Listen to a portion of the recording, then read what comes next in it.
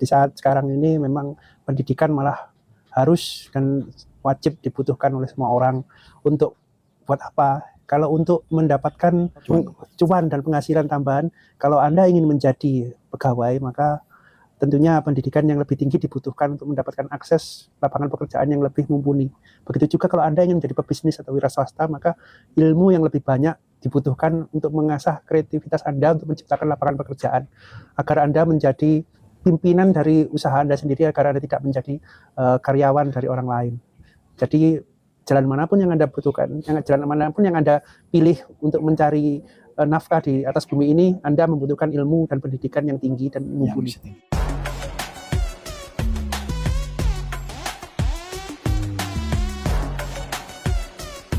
Selamat datang kembali di channel ini. Mudah-mudahan kalian yang saat ini sedang terlilit hutang dimudahkan kerjanya agar mampu melunasinya. Amin. Di kanan saya, di kiri saya, beliau adalah orang-orang yang hebat yang sekarang profesinya sebagai pendidik, dan hari ini alhamdulillah saya bisa bertemu. Kebetulan sudah hampir 1 tahun lebih, bahkan 2 tahun ya Mas ya. Sudah 2 tahun nggak ketemu. Mas, ini adalah isu yang mungkin klise kalau kita bahas, tapi ini fakta. Bagaimana menurut sampean tentang apakah pendidikan itu masih sangat penting di tengah sekarang kebutuhannya itu ya butuh makan, artinya butuh kehidupan yang sangat cepat ya.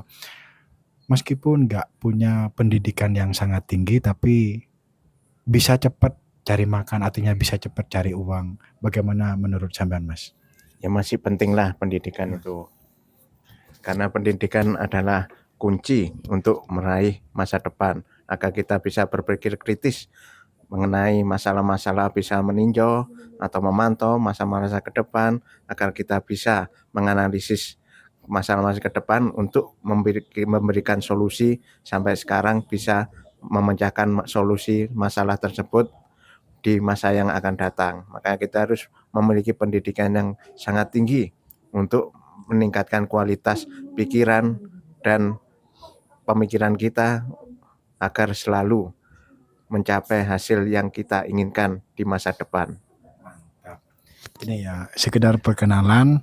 Di samping kiri saya ini adalah Mas Santoso yang saya salut pada saat kami studi bareng waktu itu. Kalau mungkin secara umur itu dibandingkan dengan saya, mungkin di atasnya saya, tapi semangatnya itu malah kok melebihi umurnya saya begitu. Artinya lebih muda semangatnya. Itu yang harus saya pelajari dari beliau. Dan di saudara saya di samping kanan saya, bagaimana Mas terkait dengan di situasi sekarang, apakah pendidikan itu masih sangat dibutuhkan atau penting? Menurut saya di saat sekarang ini memang pendidikan malah harus dan wajib dibutuhkan oleh semua orang. Untuk buat apa? Kalau untuk mendapatkan cuan dan penghasilan tambahan, kalau Anda ingin menjadi pegawai, maka tentunya pendidikan yang lebih tinggi dibutuhkan untuk mendapatkan akses lapangan pekerjaan yang lebih mumpuni. Begitu juga kalau Anda ingin menjadi pebisnis atau wira swasta, maka ilmu yang lebih banyak dibutuhkan untuk mengasah kreativitas Anda untuk menciptakan lapangan pekerjaan, agar Anda menjadi pimpinan dari usaha Anda sendiri, agar Anda tidak menjadi karyawan dari orang lain. Jadi jalan manapun yang Anda butuhkan, jalan manapun yang Anda pilih untuk mencari nafkah di atas bumi ini, Anda membutuhkan ilmu dan pendidikan yang tinggi dan mumpuni. Yang setinggi-tingginya. Nah, karena sekarang generasinya itu Gen Z atau bahkan generasi mungkin di bawahnya kita gitu kan Mas ya. Iya. Dimana untuk mencari sesuap nasi katakanlah itu sangat mudah, aksesnya sangat mungkin tidak seabot kita begitu Mas ya. Dimana bisa diraih melalui dari sosial media yang mungkin tanpa memerlukan ilmu yang sangat cukup. Mungkin pertamanya contoh hanya sekedar viral kemudian menjadi lapangan pekerjaan seperti itu. Nah, menanggapi fenomena seperti itu bagaimana Mas menurut sampean Mas? Ya, memang kalau mencari viral memang banyak sedikitnya ada juga yang karena kebetulan maka mereka menjadi viral. Tapi lebih banyak lagi orang yang menjadi viral itu mereka setelah mempelajari tren-tren sebelumnya yang pernah ada, lalu mereka mengaplikasikannya ke channel-channel mereka, kutas-kutas mereka, dan mempelajari apa yang bisa membuat viral. Kemudian mereka mengaplikasikannya dan mereka menjadi viral. Jadi sedikit sekali orang itu yang langsung bisa viral, langsung sukses. Kebanyakan itu mereka dari bawah, Mempelajari, tahu ilmunya dari bawah, pelan-pelan, kemudian channelnya menjadi besar, salurannya, kanalnya jadi besar, dan mereka menjadi viral, dan banyak penontonnya, banyak pengikutnya, banyak pelanggan subscribernya. subscribernya. Jadi banyak, itu pun membutuhkan ilmu ya, membutuhkan Jadi tetap ilmu. ilmu itu sangat penting gitu Mas ya. Iya. Nah, kalau menurut Mas Santoso fenomena ini bagaimana dengan generasi Gen Z ini yang pasti cara bersosial, cara mencari uang bahkan itu berbeda. Menurut saya strateginya, tekniknya, gimana tekniknya kita, kemampuan kita kan juga melihat dari yang lebih tua-tua, yang dahulu-dahulu, dari generasi dahulu. Kalau sekarang tidak ada generasi dahulu, tidak mungkin kita mengetahui ilmunya. Dan makanya ilmu dari yang terdahulu ada yang lebih baik dan berharga. Makanya kita tinggal sebagai pewaris ilmu saja untuk meningkatkan kualitas, ya gitu. Seperti itu. Kalau tidak ada ilmu, maka kita tidak akan mungkin bisa memiliki pemikiran untuk lebih maju ke depannya. Begitulah kenyataannya, karena Gen Z sekarang cuma di era digital, tapi masalah buku masih dibutuhkan. Karena pengetahuan tanpa ada nilai bukunya mungkin sangat sulit. Cuma dari digital maka akan sulit, tidak sesuai dengan istilahnya teori yang sudah diajarkan di ilmu-ilmu yang terdahulu. Karena ilmu sekarang kan cuma istilahnya masalah komunikasinya, masalah pemikirannya juga beda. Makanya yang paling jelas itu adalah ilmu-ilmu yang dari yang sesepuh-sesepuh atau yang lebih tua. Ilmu-ilmu terdahulu sangat berguna dan bermanfaat untuk dilanjutkan di era saat ini. Begitulah. Baik Mas Santoso, menarik pembahasannya.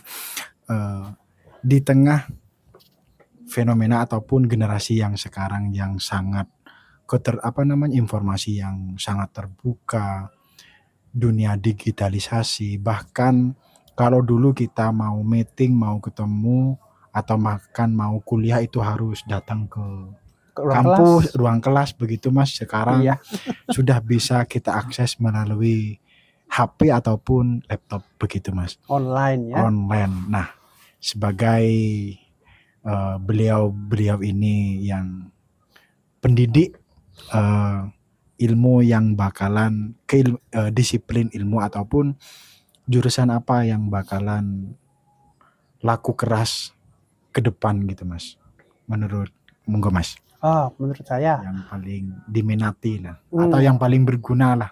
Ya, untuk kalau jurusan formal untuk kedepannya mungkin yang paling diminati yang berhubungan dengan teknologi informasi, karena yang digital yang makin berkembang ya, itu dunianya semakin berkembang. Untuk apa? Misalnya seperti yang sudah kita bahas tadi, banyak untuk konten kreator ya. Jadi mungkin untuk mengedit video yang bagus, bagaimana cara mengemas isi dan materi dari konten tersebut, kan macam-macam bentuknya itu. Anda bisa cari dan pendidikannya itu sesuai dengan yang mau Anda buat kontennya itu. Kemudian tentu saja Anda bisa mendalami disiplin ilmu yang lainnya, untuk misal Anda ingin membuat podcast. Karena kalau podcast itu Anda harus agar memiliki dasar disiplin ilmunya, agar pendengar itu dan penonton bisa mendapatkan manfaat dari podcast yang Anda buat. Misal seorang dokter membuat konten tentang kesehatan, maka tentu saja akan lebih diikuti orang daripada orang awam yang membuat konten tentang kesehatan tersebut. Kan demikian. Untuk jurusan-jurusan tradisional tentu saja masih bisa diikuti seperti bagian keuangan, karena di keuangan ini general ya, jadi walaupun jauh apa zamannya memang masih membutuhkan tentang bagian keuangan, misalnya demikian. Begitu juga dengan bagian kesehatan masih dibutuhkan di masa ini gitu. Walaupun untuk Gen Z ini memang lebih banyak tertarik untuk konten creating ya, konten kreator. Jadi itu masih banyak jalannya. Konten kreator pun masih banyak sekali bentuk-bentuk disiplinnya yang paling detail. belum kita eksplor gitu kan. Jadi Anda harus kreatif untuk mencari dan konten-konten berikut, dan lebih kreatif lagi untuk membuat kemasannya jadi konten-konten itu. Seperti podcast ini aja kan masih baru baru trending itu beberapa tahun belakangan ini aja kan ya. 5 tahun belakangan ini aja. Sebelumnya kan itu bentuknya video gitu, cuma video aja. Kalau yang podcast seperti wawancara ini kan baru 5 tahunan ke belakang, itu pun akhirnya menjadi viral dan banyak yang mengikuti. Saya harapkan Gen Z juga lebih kreatif lagi, mungkin ada bentuk-bentuk konten lain yang belum dieksplor, bisa Anda manfaatkan. Kalau Anda bisa menjadi pelopor dari konten itu, pastinya ya pastinya akan viral. Demikian. Kalau menurut Mas Santoso, karakternya benar nggak, karakternya Gen Z sekarang itu tidak baper atau bagaimana sebetulnya Mas, karakternya Gen Z yang terjadi di ruang perkuliahan begitu Mas, secara umum karakternya Gen Z benar nggak mudah rapuh, mudah menyerah seperti gimana Mas? Ya memang mudah menyerah. Karena apa? Gampang menyerah karena apa? Sangat tidak memiliki keinginan, ingin tahuan. Rasa keinginan tahuan sangat berkurang. Semua dari digital, mungkin dari Google, ChatGPT dan lain-lain. Makanya itu keinginan sangat rapuh sekali. Keinginan untuk kemajuan kedepannya sangat rapuh. Maka dari itu kedepannya sangat rapuh ilmunya karena kekurangan niat, semangat, dan motivasi mungkin dari lingkungan atau dari orang tua, dari lingkungan yang lain-lain yang memberi semangat sangat berkurang. Karena apa? Semua dianggap mudah kayak gitu. Karena tanpa ada kemudahan mungkin ya begitulah anak-anak sekarang sangat rapuh karena mentalnya sangat lemah kayak gitu. Makanya kita dukung untuk membangun semangat, karena anak sekarang dianggap ya seperti anak yang pandai-pandai tapi tidak bijaksana.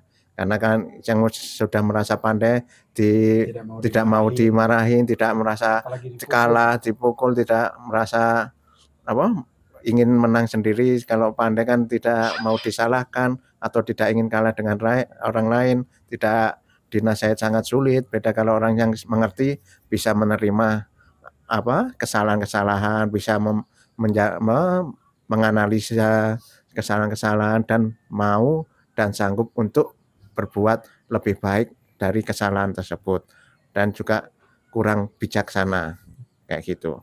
Siap.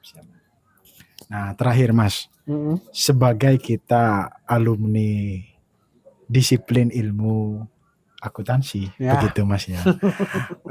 Untuk ke depan masih pentingkah jurusan, masih sangat pentingkah ataupun masih sangat digemarikah jurusan akuntansi ke depan? Terakhir ini Mas. Untuk kedepannya memang ini laris manis ya jurusan keuangan dan akuntansi ini, karena memang setiap lembaga dan organisasi di dunia ini memang walaupun yang mencari untung dan yang tidak mencari untung semuanya butuh yang namanya akuntansi. Jadi butuh akuntansi. Jadi Anda jangan ragu-ragu, memang banyak sekali lembaga-lembaga yang akan membutuhkan akuntansi, tapi tentu saja persaingannya juga banyak kan gitu.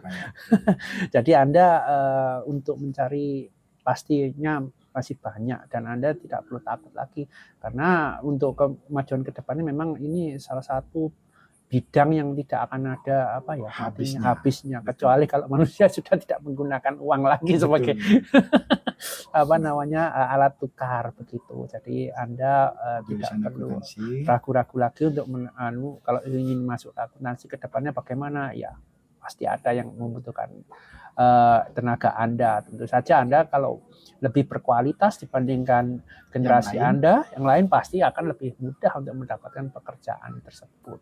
Demikian. Baik Mas, terima kasih bisa podcast, bisa ngobrol kali ini. Terima Mudah-mudahan kasih juga Mas Anas.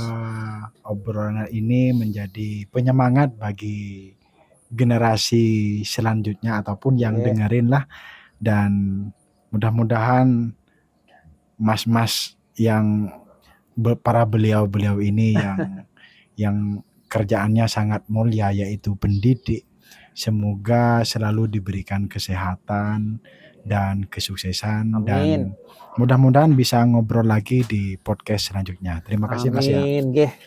Terima kasih. Terima kasih Mas.